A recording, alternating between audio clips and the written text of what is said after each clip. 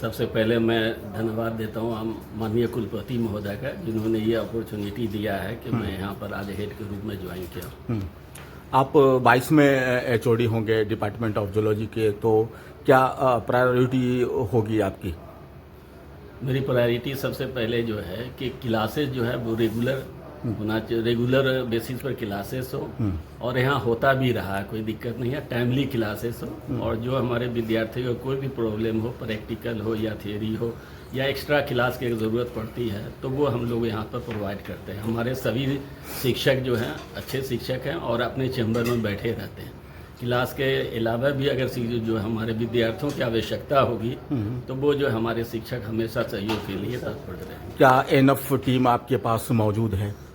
नहीं, हमारे पास जो है सारे शिक्षक यहाँ पर 6 लगभग हैं। सारे जो है बहुत ही एक्सपीरियंस शिक्षक हैं और अपने अपने फील्ड में इन्होंने बहुत सारा काम किया है, रिसर्च भी बहुत किया है। तो यहाँ के रिसर्च जो हो रहे हैं अच्छे अच्छे जो है टॉपिक पे रिसर्च किया जा रहा है, चाहे वो मेडिकल से रिलेटेड हो या जेनेटिक्स से रिलेटेड हो या एग्रीकल्चर से रिलेटेड, हर प्रकार के रिसर्च यहाँ पर हमारे जो है विद्यार्थी के द्वारा किया जाता है और उसकी गाइडेंस जो है अच्छे तरीके से किया जाता है। दूसरा ये है कि हमारी सेमिनार लाइब्रेरी जो ठीक से जो है व्यवस्थित नहीं है, तो उसको व्यवस्थित सारे किताबों को किया जाएगा।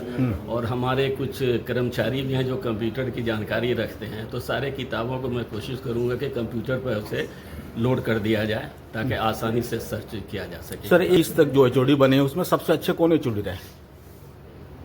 यहाँ पर सारे एचओडी जो है, चूँकि यही विभाग के एचओडी रहे हैं, सारे एचओडी ने अपने समय में अच्छा काम किया है। न्यूज़ 21 चैनल से क्या आप स्टूडेंट्स को क्या संदेश देना चाहेंगे?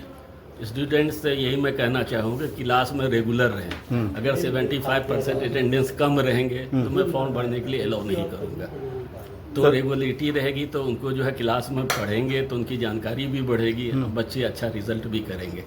इकबाल साहब बहुत ही कर्मठ और समय के पाबंद शिक्षक हैं। रिसर्च में भी इनकी गहरी पैठ है और मुझे लगता है कि अंतिम जो प्रोजेक्ट आया था फंडिंग एजेंसी से वो इन्हीं के पास आया। इसके बाद कोई प्रोजेक्ट पीजी जूलॉजी को नहीं मिला। इकबाल साहब एफिड्स प्रेडेटर्स पर बहुत अच्छा काम लगातार अभी भी कर रहे हैं और जूलॉजी की बहुत अच्छी पकड़ है इनके पास।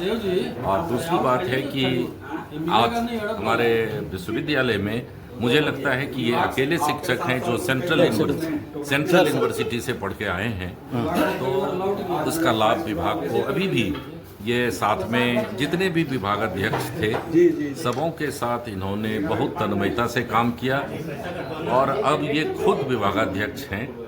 तो ये हम लोगों की जिम्मेवारी बनती है कि इनके साथ छोटे भाई इनको मानते हुए हम लोग बड़े भाई के तरह इनके सभी काम में जितने भी पॉजिटिव काम डिपार्टमेंट के हों उसको करें। पहले तो मैं सर को बहुत बहुत बधाई देती हूँ। सर मेरे गुरुदेव भी रहे हैं, मैं इनसे पढ़ी भी हूँ, हमारे टीचर भी हैं और मैं टीचर की हैसियत से भी सर से बहुत कुछ सीखती रही। जब भी क्लास में आते थे हम लोगों ने इनसे पढ़ाने का तरीका सीखा है और आज भगवान की कृपा है कि मैं इनके साथ काम करने का मौका मुझे मिल रहा है। और मैं चाहूँगी कि मैं सर को कभी निराश नहीं करूँ और जितना हो सके सहयोग प्रदान करने की कोशिश करूँ, जो हम लोग करने की कोशिश करते हैं।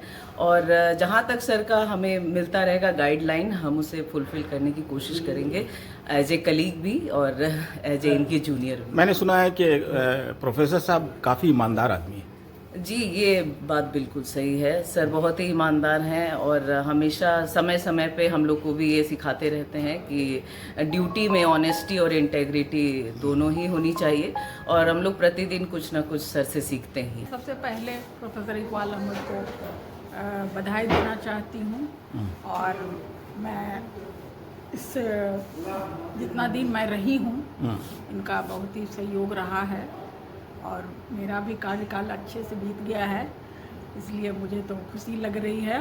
और अब नए विभागाध्यक्ष के रूप में मुझे पूरी उम्मीद है, आशा है कि अच्छे से इस विभाग को आगे और बढ़ाएंगे।